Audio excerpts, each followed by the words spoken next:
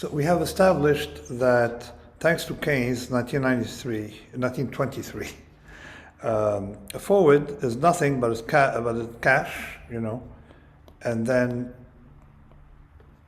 at the rate, this is the arbitrage relationship, the rate it carries and the rate you borrow to hold it. So that link is not based on expectation. The forward is just something mechanical. Okay, that's Keynes, 1923. And it's quite central because there's no intertemporal preferences, no risk premium. So basically, because whenever you have arbitrage, or whenever you can build an arbitrage, when you have some mechanical relationship, there's no, the probability distribution you can use, or the measure, needs to be compatible with other arbitrage measures. And so we're not saying that there's no information in the forward, but say it's already, it's already an S. So forward is a redundant security that is priced risk neutrally from S. Now, second point, an option, a European option, forward is a call of strike K, short of put, strike K. So there is a mechanical relationship, it's called put-call parity, that if you're long a call, and if you're long a put, get this payoff, you pretty much have the forward, and short a put. So that link basically must obey the same rules. You ignore S, you just go by F. And another thing is because of that mechanical relationship, the probability distribution for the call, say phi, C, must be the same as that for the put. Now, I wrote about it in Dynamic Hedging, and then again published in Quantitative Finance with Emmanuel Derman by saying that if you put some extra return for the if you use a different distribution with a higher mean for the call, you must have a higher mean for the put because of trade. So, so the only equilibrium is basically to use the same distribution for both, and that distribution must be that of the forward. It was supposedly not very formal, according to Robert Merton, who came up with dynamic hedging argument. A brilliant argument, again, but it doesn't work. Dynamic hedging doesn't work in real life. So I have another proof that I published 2015, I think, and it goes as follows. But first, let's study what we call elementary error of the Bro securities, and let's examine a few building blocks of an option payoff. Say I have a call strike K long, and then short call strike K plus H, scaled by H. It's going to be like this is K, and this is H.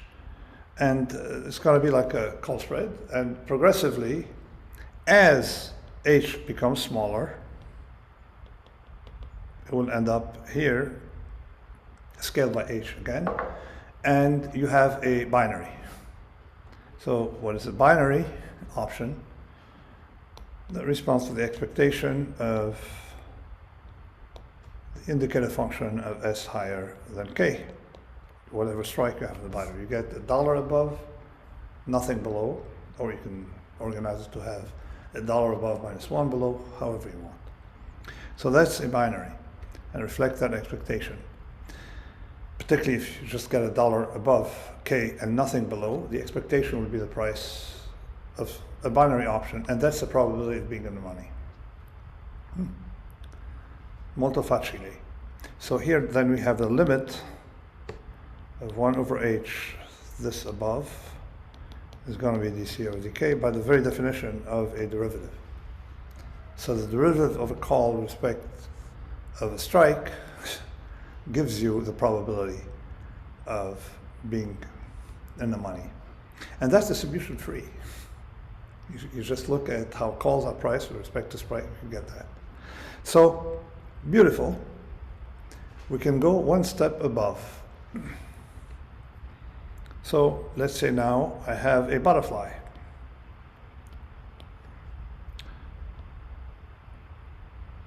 What is a butterfly?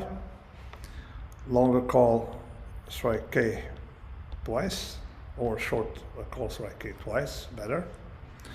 Long one, K plus H, is called the right wing, and one, K minus H, the left wing. So on both wings, you own both wings, and you're short the middle. You get the maximum payoff at H. As you make H smaller, this becomes a very simple Dirac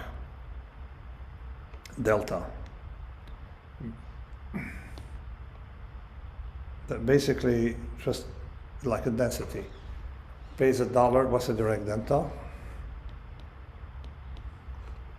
The Dirac delta is 1 S equals K, and otherwise pays 0, and that butterfly at the limit becomes the expectation that Dirac delta is the density of the option. So here we have C of K minus H minus 2CK plus CK plus H. You have a limit as H goes to 0 of that becomes the second derivative of the call with respect to the strike. So here now we have an arbitrage between the probability distribution and spreading of options. And guess what is? By the same called parity argument, this is going to be equal the put with respect to the strike. So the puts and the call deliver the same payoff. Therefore, if I build continuous, I have strike K plus H, K plus 2H, K plus NH, K minus H, K minus 2H, and so on. And I have butterflies for every strike, continuous butterflies for every strike. For the call, it must have the same for the put, and you can prove that basically that the put and the calls must be subjected to the same probability distribution.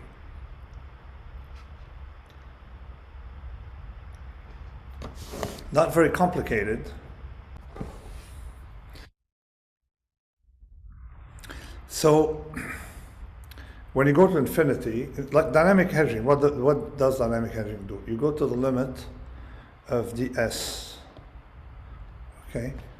What I've done here, I went to the limit of dk.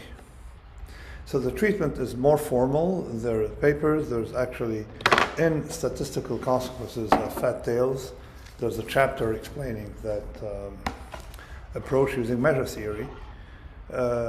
Not complicated, but this is more realistic because it tells us basically that we can use the risk neutral rate to price a security within the option. And it also does not tell us that short an option is risk-free. So what we said is that there's the option is the expectation of a certain payoff under probability distribution, under say a probability distribution PR, okay, of max S minus K is 0. This is the option. Discounted at some rate, that includes the risk premium. And guess what? That risk premium doesn't go away for an operator. But there's another argument, and we'll talk about it next, that because you have option traders who have portfolios of options, that basically they have 1 million long, 1 million short, and they only have risk for the balance. So I showed in a paper that basically the marginal option operator, for her or him, that rate should be the risk-free rate. Pretty much the same usual economic argument you see in other places about the marginal rate of return vanishing under competition, and here under arbitrage. But anyway, so this is another matter. But remember, so we bypass dynamic hedging by doing a decay.